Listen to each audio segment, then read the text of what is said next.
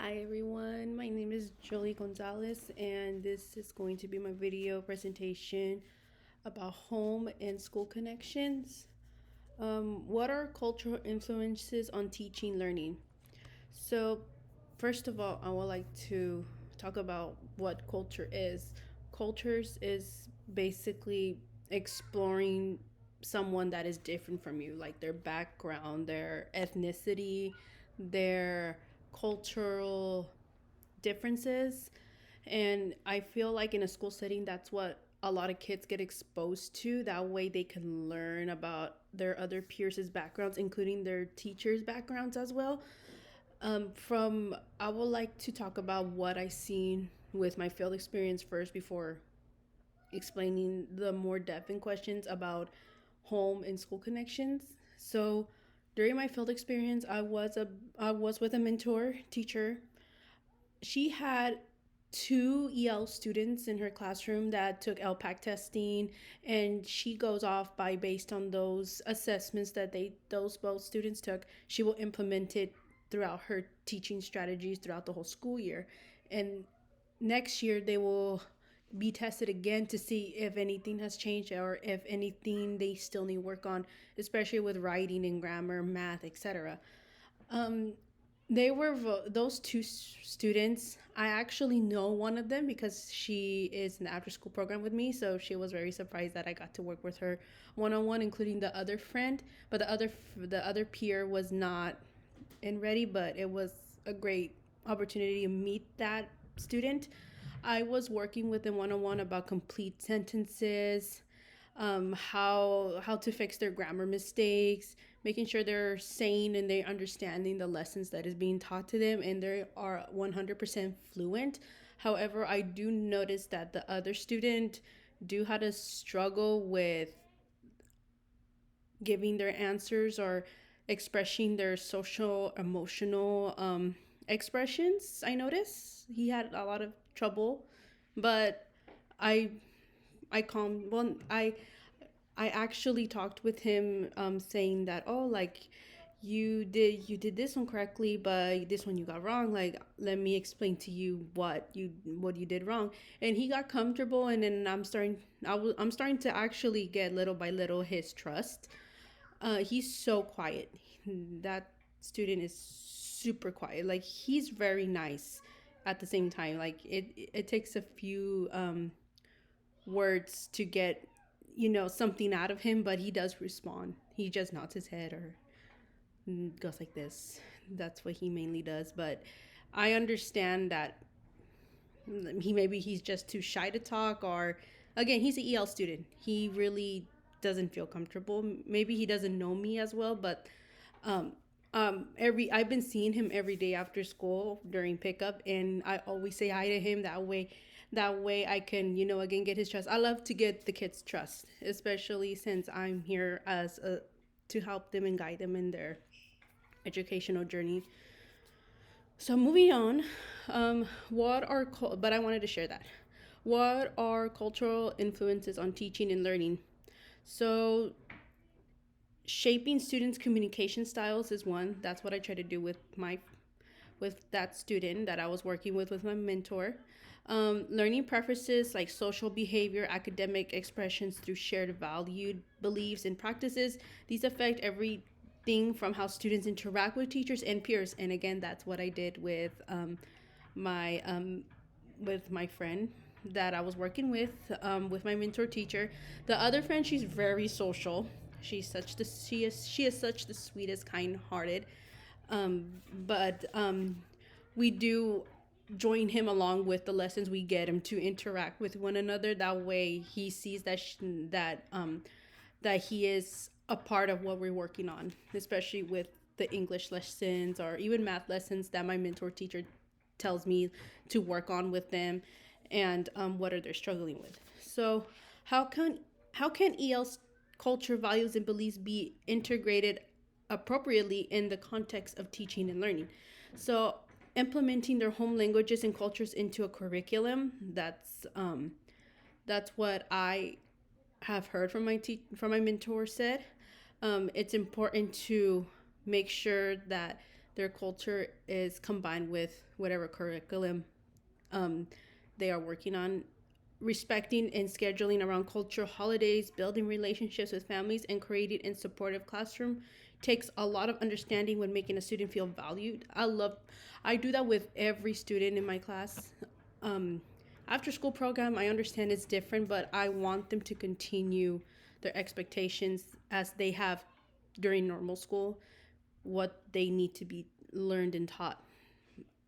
I know I'm just a after school tutor, but I like to continue those expectations, even if it's after school, even if I'm not their real teacher throughout like the daytime.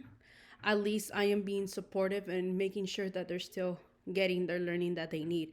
It goes with all students overall, not just EL students, but non EL students.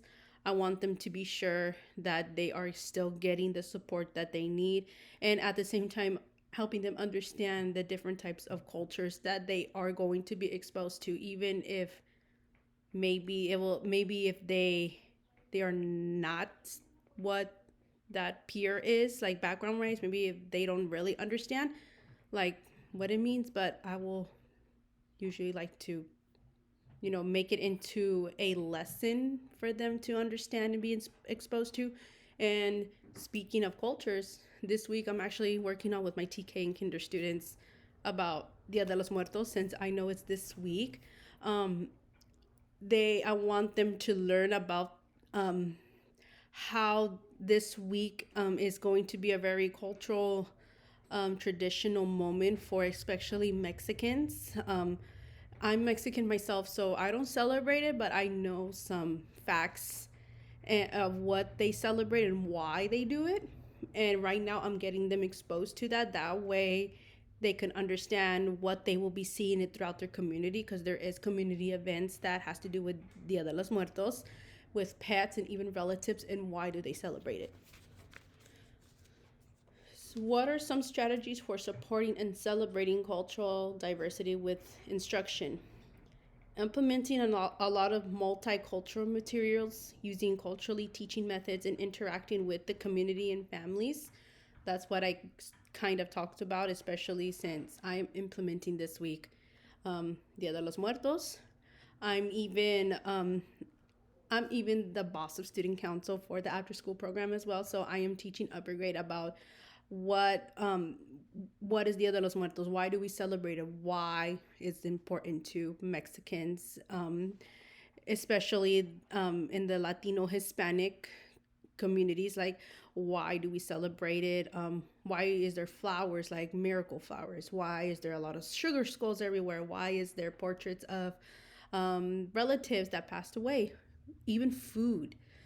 We even talked about food, especially with the TK and Kinder. That why do we leave food for um, the people that have passed away? We all talk about it, especially not my TK and Kinder being exposed to it, but I want to share it as well with other students that are in the program as well. What are some strategies for leveraging home language and culture assets?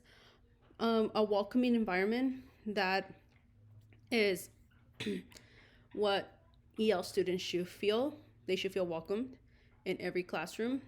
Teachers need to be knowledgeable and understanding of, especially when an EL student doesn't feel comfortable or doesn't like don't know how to express their own feelings towards something. Like I want to make sure everyone feels welcome, no matter what.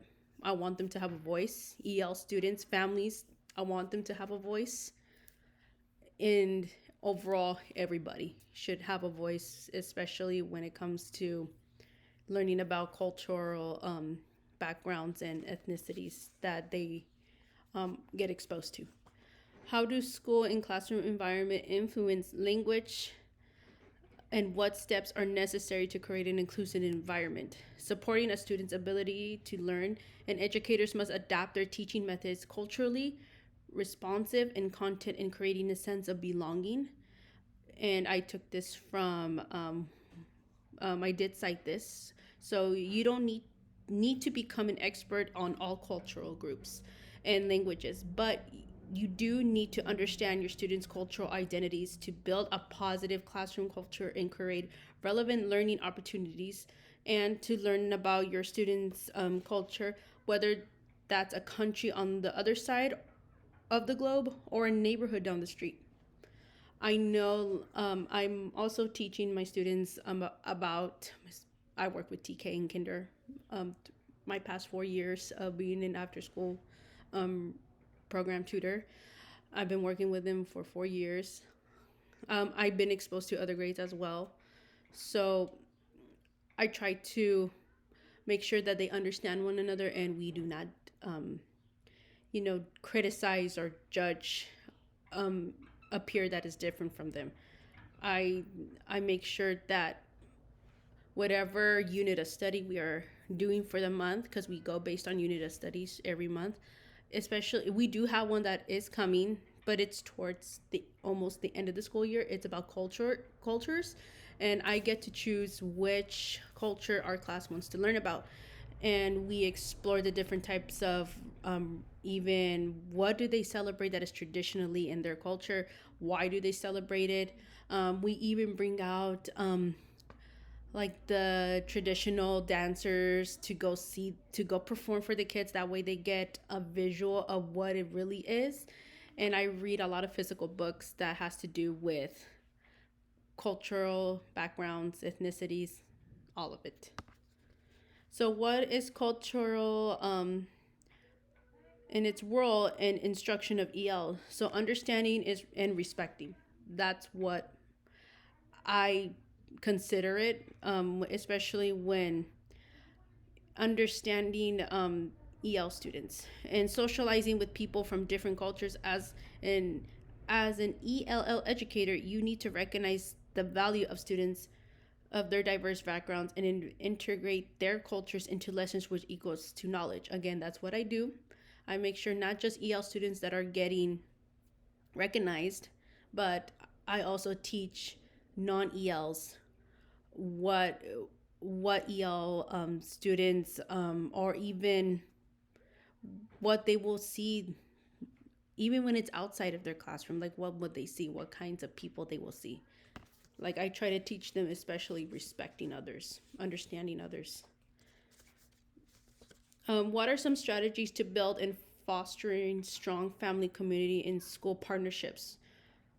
Fostering two-way communication through multiple channels, creating inclusion opportunities for involvement that accommodate diverse schedules, giving families a voice, which I did talk about, giving them a voice. That way they don't feel that they don't have a voice. Everyone should have a voice. Everyone is open to, you know, I'm open to what they have to say. I I should not like excuse me. I should not they should not have no boundaries if they do have a voice or not. I don't want no one to feel that way. Even if they're non-ELs, I don't want them to feel that way. I want their opinions there. Um I want their opinions to be shared by everyone. How my family and community practices influence language learners, implementing culture and logistic knowledge into child's life, learning from one another exposes family and even students of different diverse cultures, and it's important for everyone to recognize, showing respect and support as well. What is the importance of understanding the social, emotional, and cultural needs of students when establishing classroom routines and procedures? This is the one that I also cite as well. Educators and community agencies serve students with different motivation for engaging in learning, behaving positively, and performing academically. Social and emotional learning provides a foundation for self and positive learning and enchants students' ability to succeed in school, careers, and life, which I do highly agree on. SEL is the best thing that like to teach my students. SEL is actually implemented in the after school program as well. We do it every Wednesday. Well, we're supposed to do it every Wednesday, but for my end, I like to do it every day. I would like to learn how my students are feeling every day. My mentor teacher actually does a feeling sheet before instruction even starts, right first thing in the morning. They hand out each student what they're feeling today. They circle the emotion that they're feeling. They return the paper and they get their number of the day for math. That's what I've seen. And after seeing that, I would like to implement something in my TK and kinder classroom of what feelings like. I don't like to have it just on paper. I know TK and kinder needs to have something physically to show their emotions or interactively. So I'm working on making sure that their feelings and voices are getting heard and why do they feel that way. I like to know how their day went through normal school. And not just normal school. If they just want someone to talk to, I'm happy to hear them. Non-ELs or even EL students, like I'm open. And I can even speak like the language. I know Spanish. It's just my Spanish isn't as great, but I understand what they're saying. Okay, so what are some strategies for responsiveness to the different strengths, needs, and identities of all EL students, including special needs? Cultural responses and different instruction, building strong relationships, using visual aids and technology, providing targeted language and academic support, social emotional learning to help students develop skills like empathy and self-regulating.